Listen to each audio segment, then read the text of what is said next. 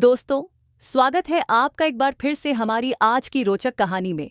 इस कहानी को शुरू करने से पहले हमारा आपसे निवेदन है कि आप चैनल को सब्सक्राइब कर लीजिए और बेल आइकॉन को जरूर दबाएं। हमारी आज की कहानी मेरी और मेरे पापा की सच्ची कहानी है। दोस्तों, मेरा नाम नेहा है और हम लोग रायपुर में रहते हैं। मेरे घर पर हम 3 लोग रहते हैं, मेरे मम्मी पापा और मैं। मैं अपने मम्मी पापा की एक लौटी बेटी हूँ, इसलिए मेरे माँ बाप ने मुझे बहुत ही नाज से पाला है। अभी मेरी उम्र 21 साल है और जब मैं 18 साल की थी तब मेरे पापा दिखने में बहुत अच्छे हैं। उनकी उम्र अब भी 53 साल है। वो बिल्कुल लड़कों जैसे ही लगते हैं। मेरी मम्मी की उम्र 48 साल की है। वह दिखने में बहुत ही ज्यादा सुंदर है।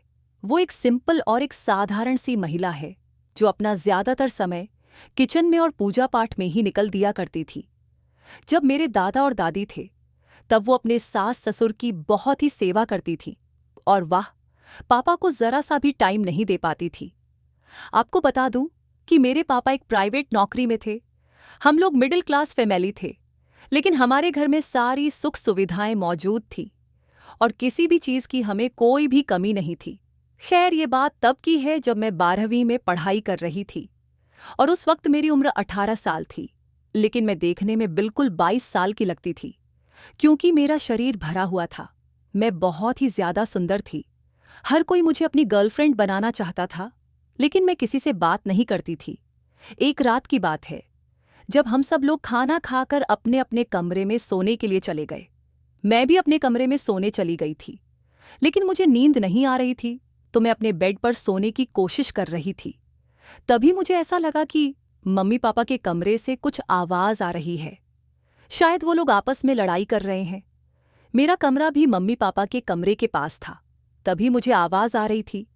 मैं पहली बार अपने मम्मी पापा को ऐसे लड़ते हुए उनकी आवाज सुन रही थी, इसलिए मेरे दिल घबरा रहा था कि आखिर वो लोग इतनी रात में क्यों लड़ाई कर रहे थे।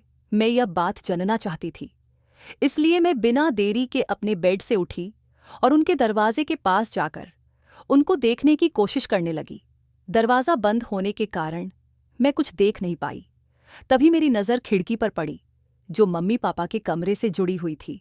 वह खिड़की बहुत पुरानी थी, इसकी वजह से उसमें बहुत जगह छेद थे जिससे हम अंदर का नज़ारा झांक कर देख सकते थे।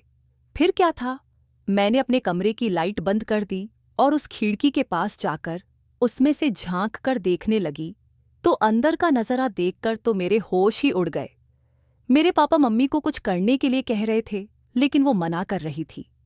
मैं समझ गई थी कि आखिर वो उनसे क्या कहना चाहते हैं, लेकिन मेरी मम्मी पापा को मना कर रही थी।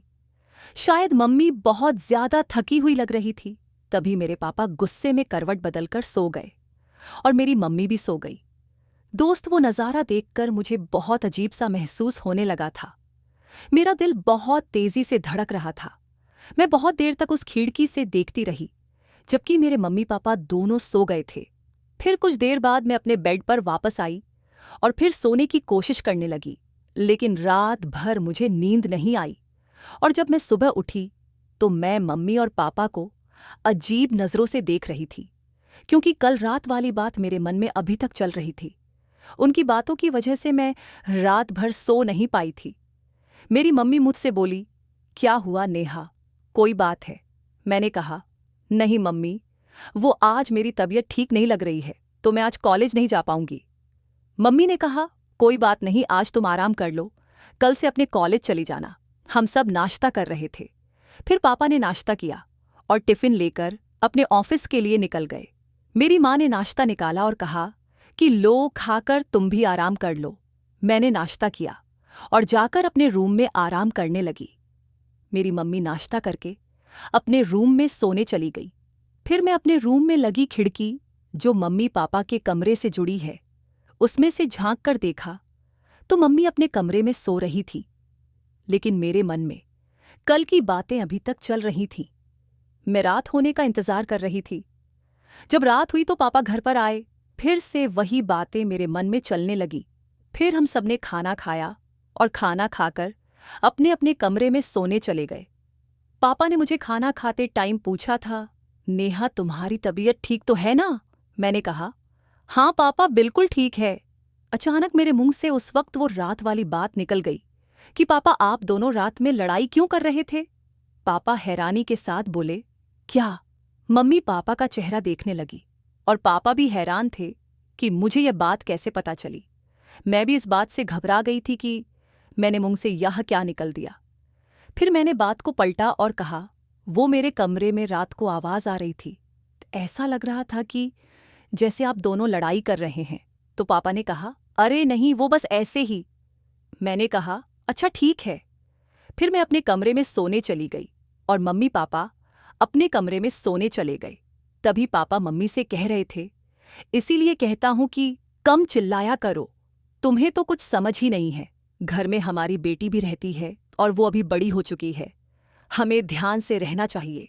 मम्मी ने कहा, हाँ जी, आप बिल्कुल ठीक कह रहे हैं, कल के लिए मुझे माफ कर दीजिए। पापा कल वाली बात पर फिर से जिद करने लगे। फिर मम्मी ने तुरंत ही मना कर दिया। तब फिर मेरे कमरे में आवाज आने लगी, क्योंकि अभी मुझे रात में नींद नहीं आती थी। मैंने सोचा कि मैं आज इस खिड़की से देखूंगी कि आखिर क्या होता है। जब आवाज आना शुरू हुई तो फिर मैं खिड़की पर जाकर देखने लगी। तब पता चला कि फिर से आज पापा वो काम करने के लिए जिद कर रहे हैं और मेरी मम्मी ने उन्हें मना कर दिया है। लेकिन आज पापा बहुत गुस्से में लग रहे थे। अगली सुबह पापा ने मुझसे कहा, चलो आज मैं तुम्हें कॉलेज छोड़ देता हूं। वो जब मुझे कॉलेज छोड़ने आए तो वाहन मुझे अजीब तरीके से देख रहे थे। मुझे समझ नहीं आ रहा था कि वो मुझे ऐसे क्यों देख रहे हैं।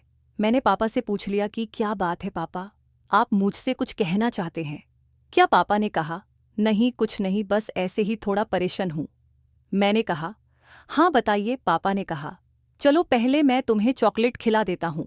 उन्होंने मुझे बड़ी वाली चॉकलेट दिलाई और मैंने खाई। फिर उसके बाद उन्होंने कहा, चलो मैं तुम्हें एक ड्रेस भी खरीद देता हूं। मैं समझ नहीं पा रही थी कि पापा ऐसा क्यों बोल रहे हैं। लेकिन फिर मुझे जब इस सच्चाई का पता चला तब मेरे होश ही उड़ गए। लेकिन मैं बहुत खुश थी क्योंकि पापा ने मुझे नए कपड़े दिलाए थे, चॉकलेट भी खिलाई। मैंने कहा, पापा आप कुछ परेशान थे। पापा ने कहा, हाँ बेटा, वो मैं जॉब करता हूं तो उसमें मुझे किसी की ज़रूरत पड़ती है। मैं तुम्हारी मम्मी से हर रात को कहता हूं कि मेरा इस चीज़ में मेरा साथ दो, लेकिन वो बिल्कुल भी मेरा साथ नहीं देती है और दिन रात पूजा पाठ और किचन में ही बिजी रहती है। अब तुम ही बताओ मैं क्या करूं? ऐसे तो मेरी नौकरी ही चली जाएगी। तभी मैं बोली, पापा बताइए, अगर मैं आपकी कोई मदद कर सकूं। उन्होंने कहा, बेटी इसीलिए तो बता रहा हूं। मैंने कहा, जी पापा, मैं आपकी मदद जरूर कर दूंगी। उन्होंने कहा, तुम अपनी माँ को समझा कि वाह मेरी बात मान ले। मैंने कहा, ठीक है पापा, मैं माँ को समझा दूंगी। फिर हम घर आ गए और घर आने के बाद मैंने माँ से बात की और माँ से कहा कि वो पापा की बात मान ले। माँ ने कहा, तुझे नहीं पता, तेरे पापा तो फालतू की बात करते हैं। मैंने कहा, माँ ठीक है, वो हम सबका ध्यान रखते हैं तो हमें भी उनका ध्यान रखना चाहिए। माँ ने कहा, ठीक है मैं देख लूंगी। मैं माँ से यह कहकर अपने कमरे में चली गई। फिर पापा भी आज जल्दी घर आ गए और रात के खाने के बाद हम सभी अपने अपने कमरे में चले गए। तकरीबन रात के 11 बजे थे। पापा मम्मी के कमरे से फिर से आवाज आ रही थी। मैंने खिड़की के छेद से झांक कर देखा तो पापा माँ को मना रहे थे। माँ कह रही थी कि तुमने नेहा को क्या कहा था? वो मुझसे कह रही थी कि मैं आपकी बात मान लूं। माँ ये बात कर ही रही थी कि पापा ने उनको अपनी तरफ खींच लिया और उनके साथ प्यार करने लगे। मैं ये सब देखकर मदमस्त हो रही थी। फिर पापा ने माँ के साथ फुटबॉल का खेल शुरू कर दिया और खतरनाक गोल करने लगे। माँ की आवाज अब और तेज गति से आने लगी। ये सब देखकर मेरा हल बुरा होते जा रहा था। मैं सोच रही थी कि काश कोई मेरे साथ भी फुटबॉल खिलाड़ी होता तो मैं भी गोल करती। इस तरह पापा मम्मी का मैच 30 मिनट तक चला और उसके बाद दोनों पवेलियन लौट गए। पापा बहुत खुश थे। फिर मैं अपने बेड पर वापस आ गई और सोने की कोशिश करने लगी। पर यह मैच देखने के बाद मुझे नींद कहाँ आने वाली थी। तो दोस्तों, कहानी अच्छी लगी हो तो कमेंट कर चैनल को सब्सक्राइब करें ताकि हमारी अगली वीडियो आप तक पहले पहुंचे। धन्यवाद।